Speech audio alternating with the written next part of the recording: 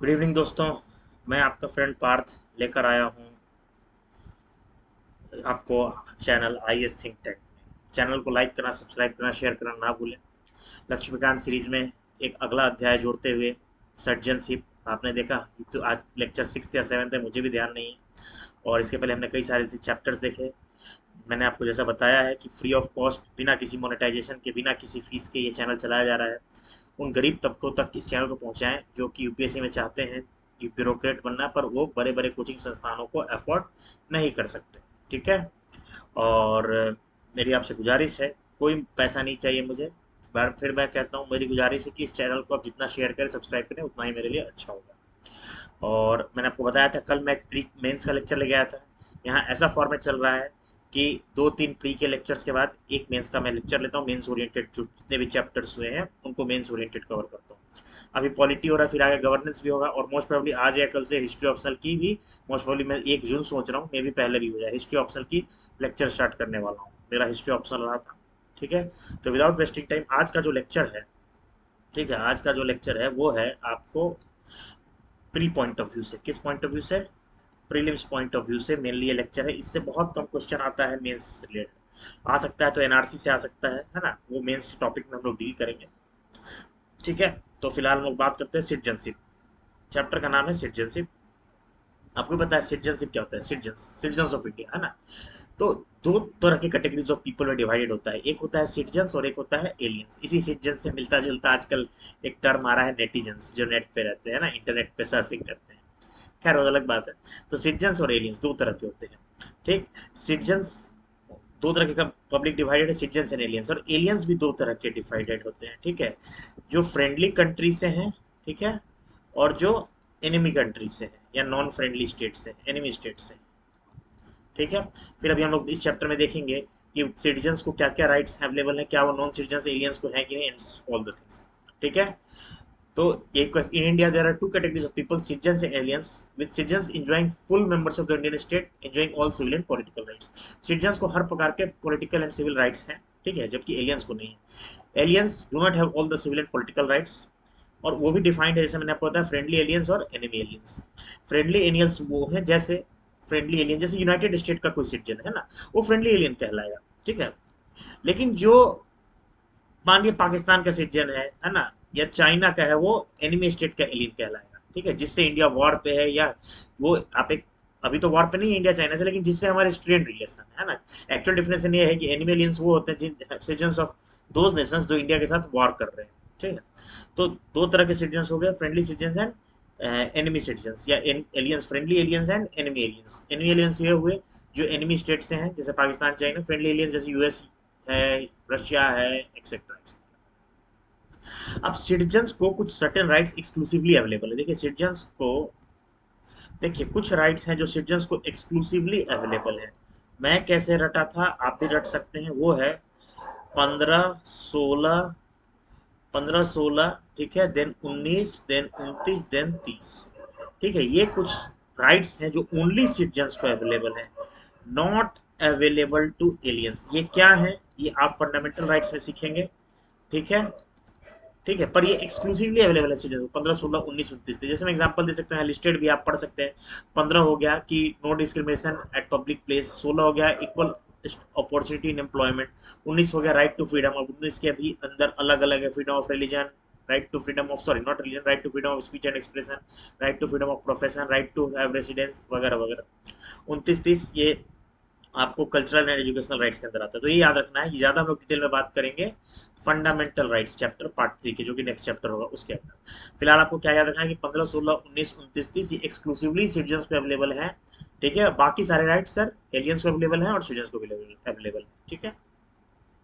इसके अलावा कुछ और भी अदर राइट्स हैं जो सिर्फ सिटीजन्स के पास हैं, वो इस पॉइंट में डील हो रहा है।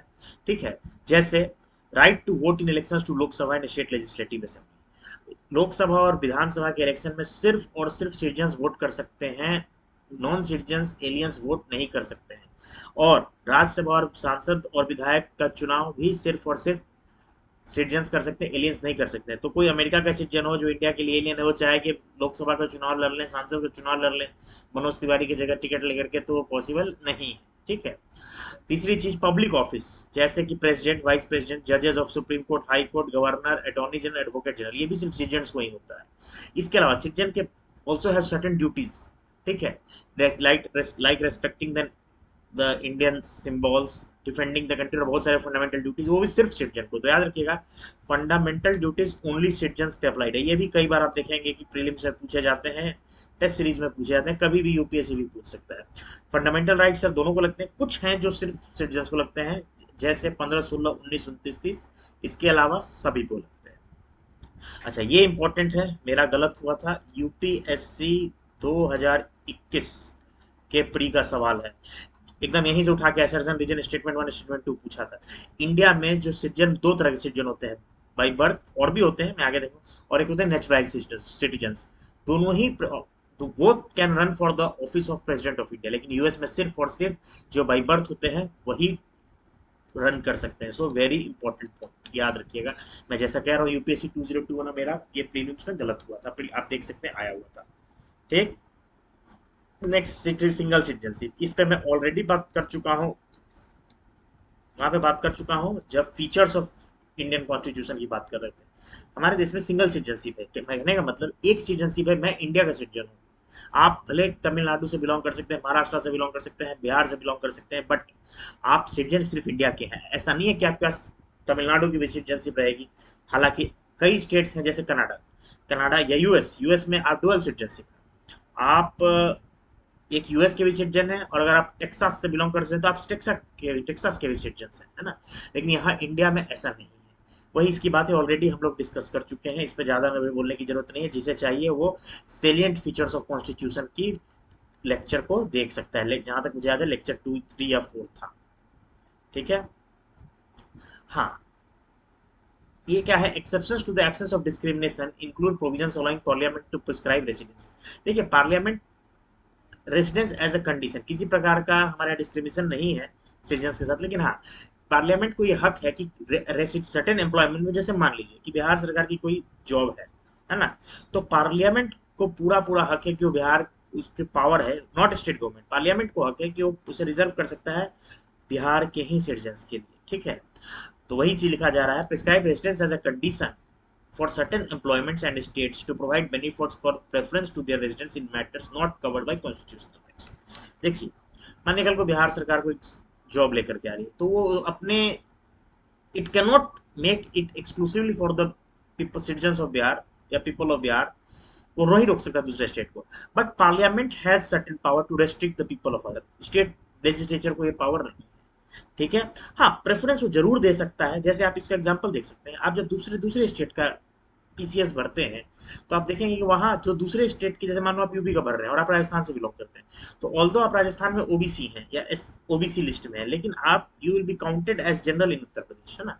तो जबकि उत्तर प्रदेश के जो ओबीसी हैं वो ओबीसी क्राइटेरिया में ही आएंगे, तो कहीं ना कहीं जो होम स्टेट के ओबीसी हैं उनको प्रेफरेंस मिल रहा है as compare to OBC of other state. तो इस तरह से स्टेट गवर्नमेंट प्रेफरेंस दे सकता है ना, but cannot exclude the people of other states from filling the पर्चा, फ्रॉम फिलिंग द फॉर्म। ये पार्लियामेंट कर सकता है, फिलहाल ऐसा कोई रिस्ट्रिक्शन नहीं है।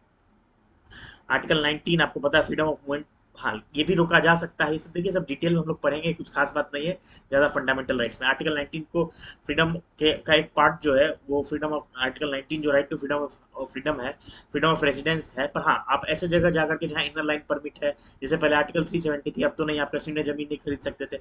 अभी भी कहीं ट्राइबल एरियाज है जहाँ पर आपका बसना उनके कल्चरल आइडेंटिटी को, होमोजेनिटी को डिस्टर्ब कर देगा, जियो पार्टाइज कर देगा, तो वहां पे अलाउड नहीं है। ये सब चीजें भी कुछ खास बात नहीं है, फंडामेंटल राइट से बात होती है ये सब चीजों की। Which category of people India all enjoy civil liberty, सिर्फ सिटीजन एंजॉय करता है। कॉन्स्टिट्यूशनल प्रोविजंस, अब कॉन्स्टिट्यूशनल प्रोविजन सिटीजनशिप में कौन कौन है, तो मैं आपको बता दूं, सिटीजनशिप में आर्टिकल 1 to 4 आपको तो पहले मैं बता दिया था, यूनियन एंड इट्स टेरिटरी की बात करता है। सिटीजनशिप में आर्टिकल 5 to 11 डील करता है, उसी की यहाँ चर्चा है। तो आर्टिकल 5 देखिए, सिटीजन से आर्टिकल 5 क्या कहता है, ये उन लोगों से डील करता है जो ऑलरेडी डोमिसाइल की, उनके सिटीजनशिप से डील करता है जो ऑलरेडी डोमिसाइल है इंडिया में, ठीक है, ये आर्टिकल 5 डील करता है। Individuals with domicile in India who met specific conditions related to birth और रेसिडेंसी, ये आर्टिकल 5 डील करता है। क्या सर वो कंडीशन पूछा जाएगा? देखो आप देख सकते हो लक्ष्मीकांत में बहुत सारे कंडीशंस हैं, मैंने अपने सीनियर से पूछा था कितना इतने डेट्स हैं, that is not at all possible to crack. आप करोगे भी तो कंफ्यूज हो और कभी आता भी नहीं है, ठीक है। फिर भी अगर आप करना चाहें तो आप कर सकते हैं, मैं नहीं कहूँगा कि आजकल यूपीएससी कुछ भी पूछ दे रहा है, पर देखो ऐसे क्वेश्चन बहुत लोग छोड़ेंगे, इतने डेट्स हैं, कट ऑफ डेट्स हैं कि नेचुरलाइजेशन के बेसिस पे ये कट ऑफ डेट है, उतना याद करने का नहीं है, बेसिक समरी जानिए कि क्या होता है। तो आर्टिकल 5 डील करता है उन लोगों के सिटीजनशिप से जो ऑलरेडी डोमिसाइल है इंडिया में। फिर आर्टिकल 6 किससे डील करता है? कुछ लोग ऐसे, ये आर्टिकल 6 से कुछ लोग ऐसे थे, ठीक है, जो पाकिस्तान जब बंटवारा हुआ इंडिया पाकिस्तान का, तो पाकिस्तान से इंडिया आ गए, उनके सिटीजनशिप को रेगुलेट करता है आर्टिकल 6। फिर आपको मैं डेट्स भी देख के दिखा दूंगा, मुझे याद नहीं है ऑनेस्टली स्पीकिंग, मैं भी लक्ष्मीकांत से देख के बता दूंगा, पर मैं कट ऑफ डेट कभी नहीं एडवाइस करता हूँ रटने का। फिर तीसरा, इंडिविजुअल्स हु माइग्रेटेड टू, फिर आर्टिकल 7 उन लोगों से डील करता है जो इंडिया से पाकिस्तान तो चले गए, पर एक सर्टेन कट ऑफ डेट जो डिसाइडेड बाई है, जो डिसाइडेड बाई द पार्लियामेंट है, उससे पहले इंडिया आ गए और इस मेंटालिटी के साथ है इंडिया में बसने के लिए, उनसे रिलेटेड आर्टिकल 7 डील करता है उनके सिटीजनशिप को। ठीक है, आर्टिकल 8 पीआईओ से डील करता है, that is person of Indian origin से, जो रजिस्टर हुए हैं फॉरेन डिप्लोमेटिक या एम्बेसी में या कॉन्सुलर रिप्रेजेंटेटिव से, ठीक है, ये आर्टिकल 8 है। तो आप समझ सकते हैं मैथ्स का प्रॉब्लम आ सकता है ना, पीसीएस में भी आ सकता है कि 6 इससे बात करता हूँ, मैं रिवाइज करा देता हूँ। 5 है जो ऑलरेडी डोमिसाइल्ड है, 6 जो पाकिस्तान चले गए, सॉरी जो पाकिस्तान से इंडिया आए थे, 7 जो पाकिस्तान चले गए लेकिन वापस आ गए कट ऑफ डेट से पहले इंडिया में बसने के लिए, 8 पर्सन ऑफ इंडियन ओरिजिन। ठीक, 9th किससे डील करता है? प्रोहिबिट, 9th आर्टिकल 19 ये है, आर्टिकल 19 ये कहता है कि वो प्रोहिबिट करता है किसी भी इंडियन सिटीजन को फॉरेन सिटीजनशिप, इंडियन सिटीजन होते हुए फॉरेन सिटीजनशिप को अटेन करने से प्रोहिबिट करता है। ठीक, आर्टिकल 10 क्या कहता है? आर्टिकल 10 कहता है कि कोई भी इंडिया का सिटीजन है, ठीक है, वो सिटीजन तब तक रहेगा, उन रूल्स के तहत रहेगा जो पार्लियामेंट बनाए। कल से मान लो पार्लियामेंट ऐसा बना दे कि जो लोग भी नेचुरलाइज सिटीजन है उनकी सिटीजनशिप रद्द होगी, तो वो रद्द हो जाएगी, क्योंकि पार्लियामेंट हैज पावर। और किसने दिया है पार्लियामेंट को पावर? वो डील करता है आर्टिकल 11।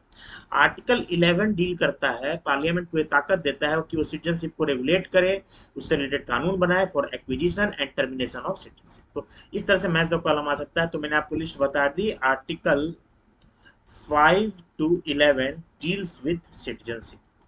ठीक, कैसे डील करता है आप समझ सकते हैं। कट ऑफ डेट में चैप्टर एंड करने से पहले आपको देख के बता दूंगा लक्ष्मीकांत से, that is not very much important. अब एज पर आर्टिकल 11 पार्लियामेंट ने पास किया इंडियन सिटीजनशिप एक्ट, यहाँ छूट गया है, इंडियन सिटीजनशिप एक्ट 1955, जो रेगुलेट करता है acquiring and losing of citizenship of India. ठीक है, initially the act included provisions for Commonwealth citizenship but they were repealed in 2003। पहले देखिए आजादी के बाद इंडिया जब कॉमनवेल्थ का मेंबर बना तो ऐसा भी होता था कि कुछ लोग कॉमनवेल्थ के सिटीजनशिप भी प्रोवाइड मिलती थी कुछ लोगों को, वो रिपील कर दिया गया 2003 में। ठीक है, ज्यादा इंपॉर्टेंट नहीं है, कोई आपसे क्या पूछेगा, बस यही पूछेगा कि कॉमनवेल्थ सिटीजनशिप इंडिया में था 2003 में, उसको रिपील किया गया है, अभी भी है, इस तरह से सवाल पूछा जाता है। अब as per Indian citizenship act 1955, क्या क्या तरीका है सिटीजनशिप अपनाने का? पहला, बाई बर्थ। इसके कट ऑफ डेट कुछ इंपॉर्टेंट है। बाई बर्थ, देखिए जो लोग 26 जनवरी 1950 और जुलाई 1 1987 में, ठीक है, जन्म लिए थे, वो ऑटोमेटिकली इंडिया के सिटीजन है, इरेस्पेक्टिव ऑफ उनके पेरेंट्स की नेशनैलिटी क्या है। जो जुलाई 1 1987 के बाद जन्मे हैं और दिसंबर 3 2004 के बाद जन्मे हैं, उनके लिए अलग कुछ कंडीशंस हैं। कंडीशंस क्या है मैं आपको पढ़ के बता देता हूँ, ठीक है, वो आपको रटने की जरूरत नहीं, you should just no those conditions, है ना। तो मैं ये कह रहा हूँ, a person who is born after July 1 1987 is considered to be citizen only if either of his parents is citizen of India at the time of his birth। देखिए जो 1987 से और 26 जनवरी 1950 के बीच आया, पेरेंट्स किसी भी देश के हों, वो इंडिया का सिटीजन है। लेकिन जो जुलाई 1 1987 के बाद जन्म लिया, वो तभी इंडिया का सिटीजन कहलाएगा जब, यदि उसके एक एक one of the parents Indian थे, और जो दिसंबर 2004 के बाद जन्म लिया, वो तभी कहलाएगा if both of their parents are citizen of India और one of whose parents is a citizen of India and other is not an illegal migrant. देखिए दिसंबर 3 के बाद वही सिटीजन कहलाएगा जिसके वन पेरेंट कम से कम मिनिमम सिटीजन हो एंड जो अदर पेरेंट हो वो इलीगल माइग्रेंट ना हो। ठीक है, जो जुलाई 1987 से पहले वो कहलाएगा जिसके एक भी पेरेंट इंडिया के citizen. Children born to foreign diplomats और enemy elements India can not acquire citizenship by birth. मान लो कि समझ लो कि कोई पाकिस्तान का व्यक्ति यहाँ रह रहा है, ठीक है, और उसका जो बच्चा हुआ उसको बाई बर्थ आप नहीं कह सकते कि इंडियन सिटीजनशिप मिलेगा। सिमिलरली कोई फॉरेन एम्बेसी में मेंबर है, उसका बच्चा जन्म हुआ है, तो आप नहीं कह सकते इंडियन सिटीजन बाई बर्थ उसको मिलेगा। नेक्स्ट होता है बाई डिसेंट। डिसेंट से क्या होता है? Children's citizenship can be acquired by individuals born outside India based on their father's citizenship. By descent का मतलब ये होता है कि मान लो कोई जन्म ले रहा है इंडिया से बाहर, ठीक है, तो अपने फादर के सिटीजनशिप के बेसिस पे वो डिसेंट से उसको सिटीजनशिप मिल जाएगा।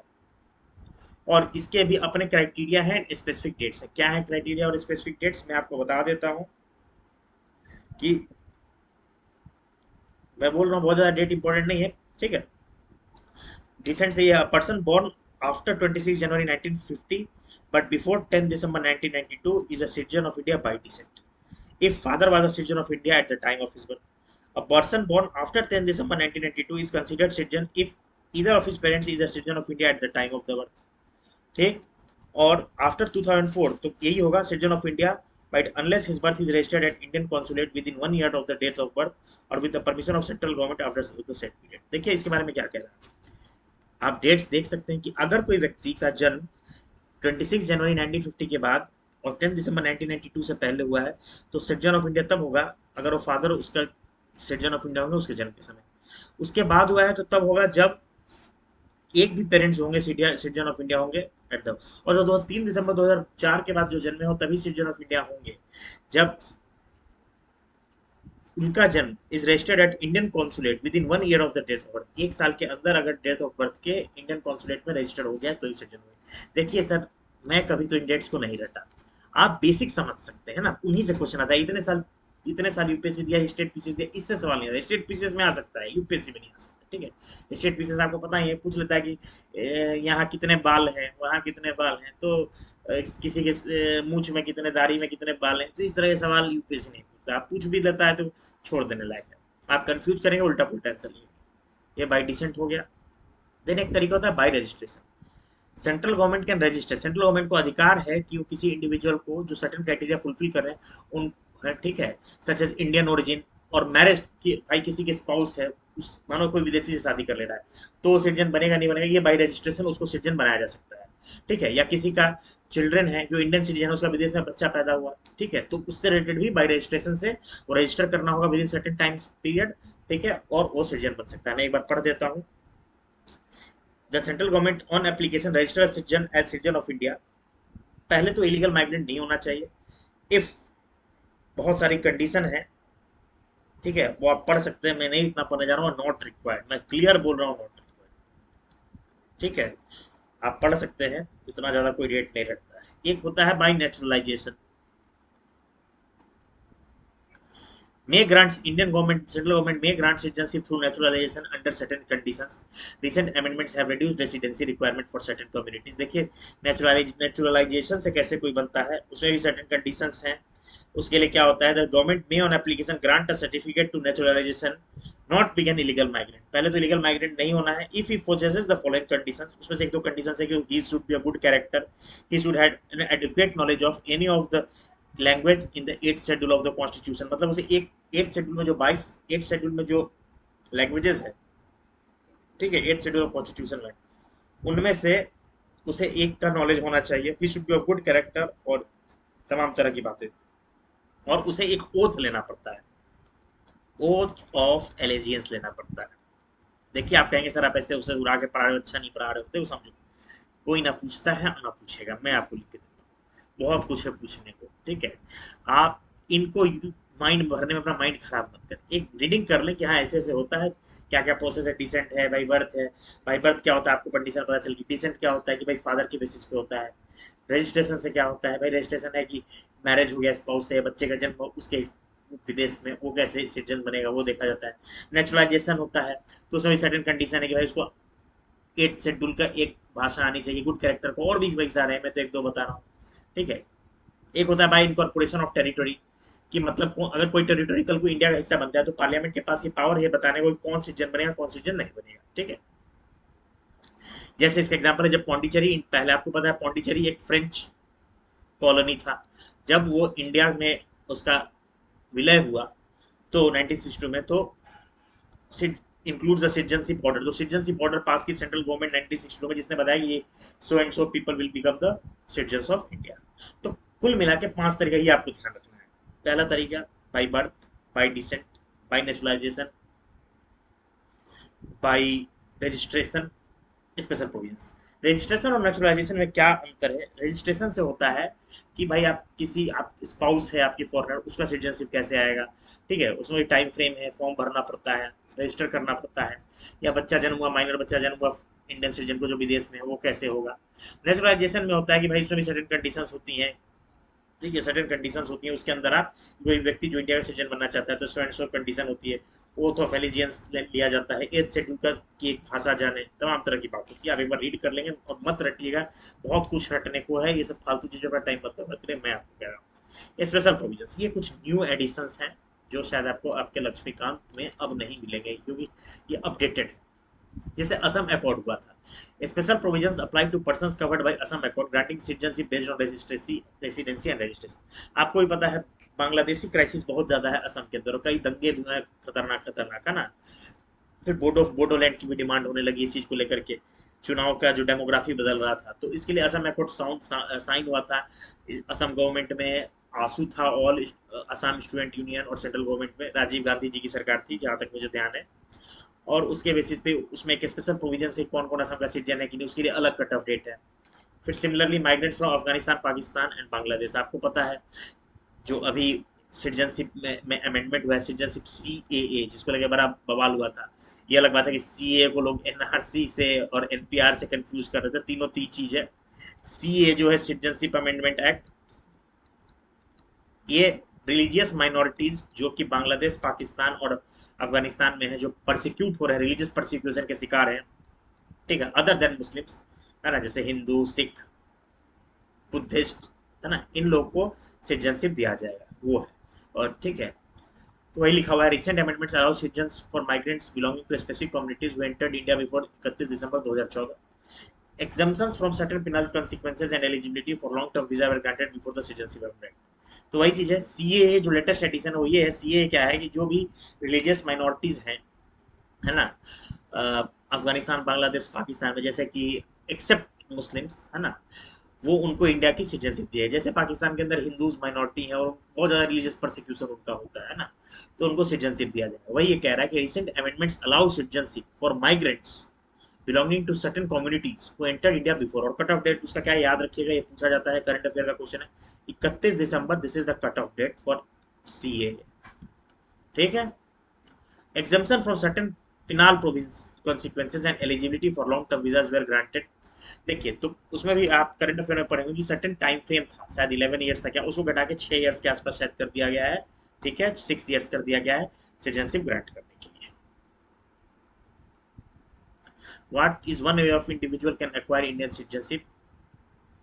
By birth in India between, इतना बिल्कुल, बाई बर्थ आउटसाइड इंडिया नहीं, बाई नेचुरलाइजेशन आफ्टर मीटिंग इसमें, by marriage to an Indian citizen. What is one way an individual can acquire Indian citizen?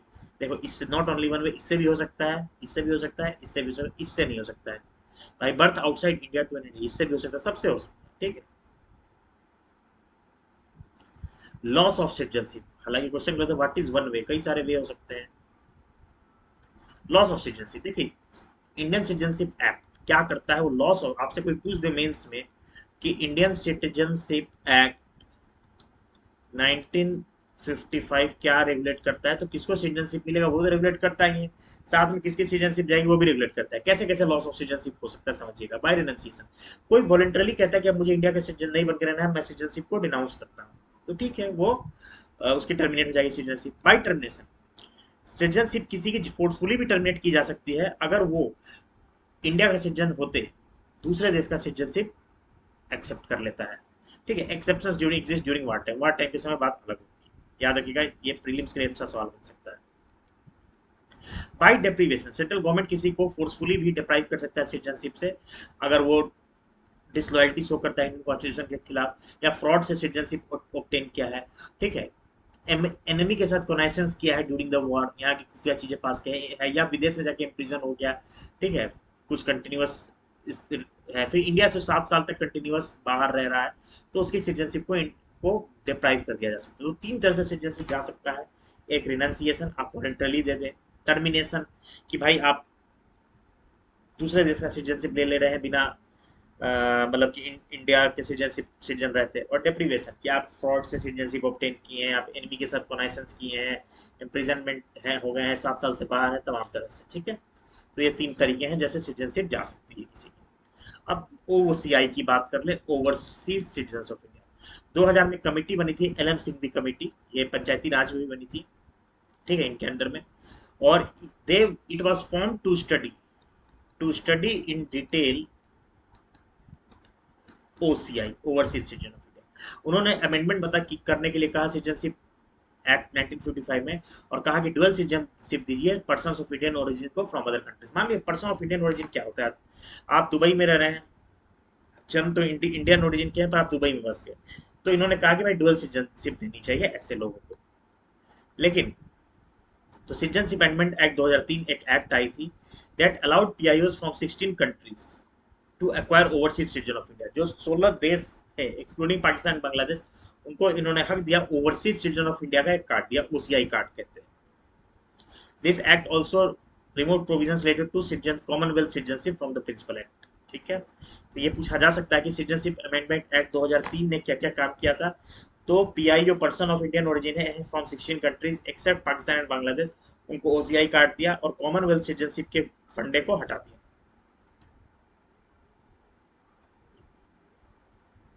फिर next हम लोग बात करते हैं citizenship act 2005। It expanded OCI eligibility for पीआईओज from all countries. याद रखिएगा 2003 में सिर्फ 16 कंट्री के लिए, स्पेसिफाइड कंट्रीज के लिए अलाउ किया गया, 2005 में उसको अमेंड करके ऑल कंट्रीज के लिए एक्सेप्ट अलाउ कर दिया गया, ठीक है, ओसीआई कार्ड होल्डिंग के लिए।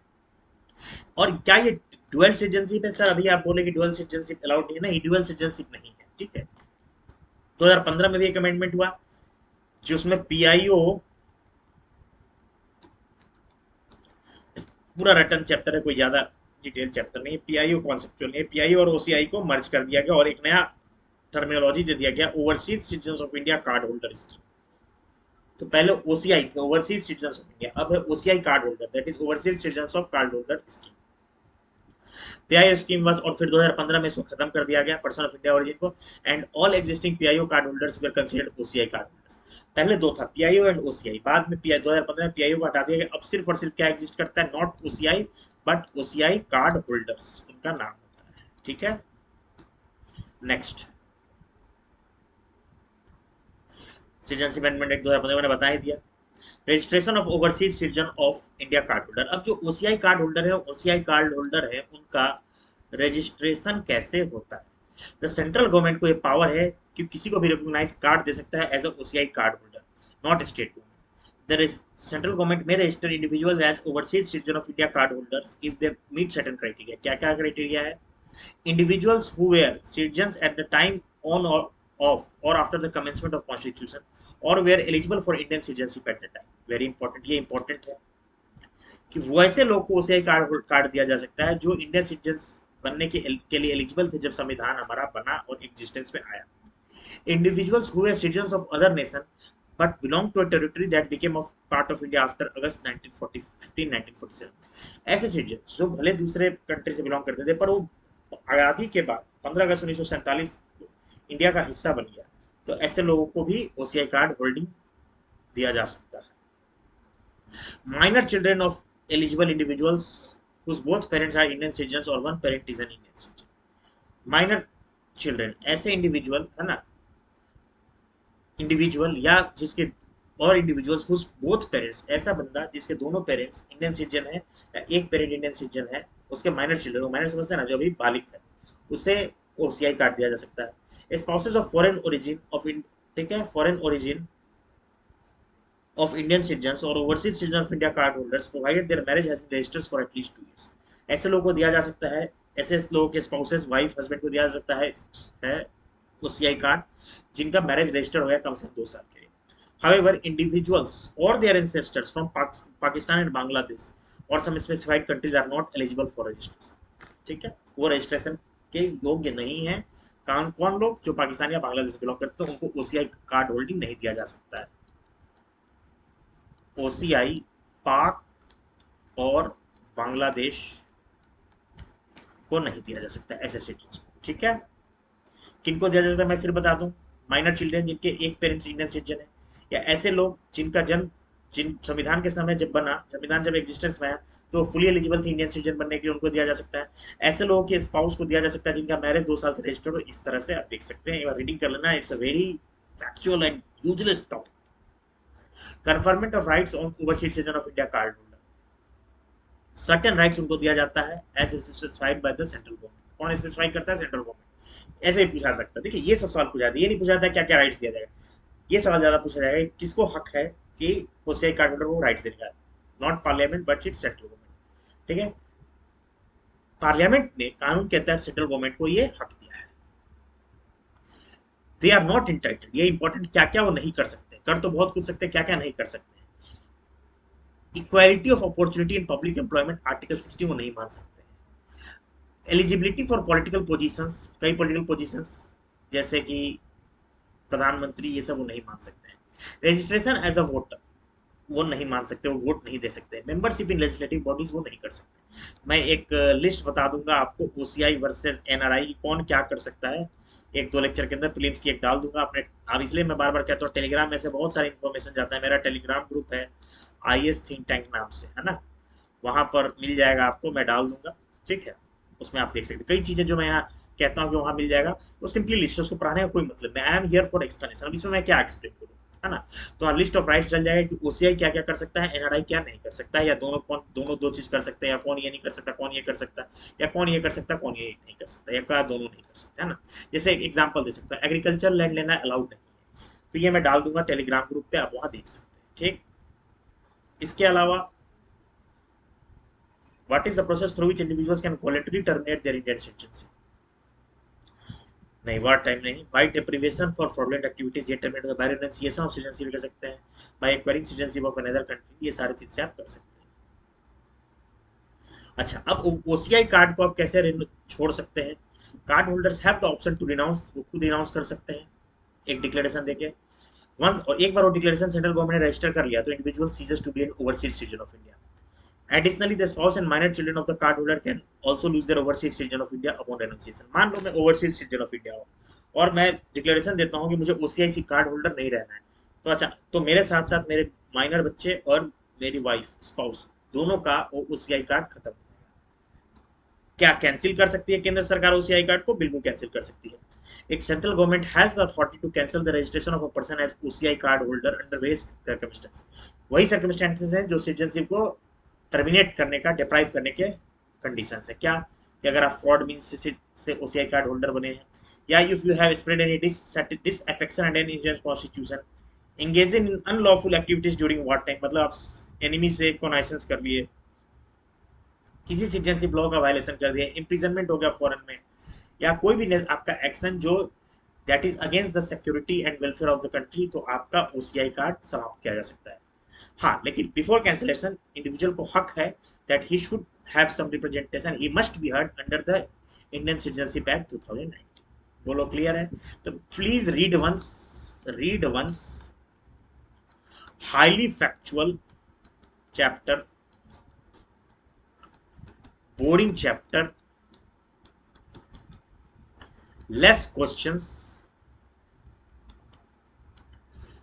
just give a look at cutoff date in Laxmikant. बस यही कहूँगा। Thank you.